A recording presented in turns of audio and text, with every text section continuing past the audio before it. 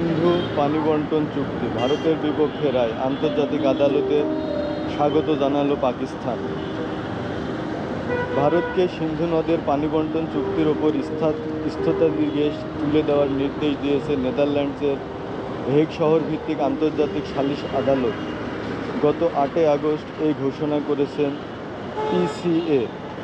আদালত আরও বলেছেন, চুক্তির মূল নথির সঙ্গে সামঞ্জস্যপূর্ণ নয় এমন কোনো স্থাপনাও সিন্ধু নদ কিংবা সিন্ধুর সঙ্গে সম্পর্কিত কোনো নদ-নদীতে স্থাপন করা যাবে না।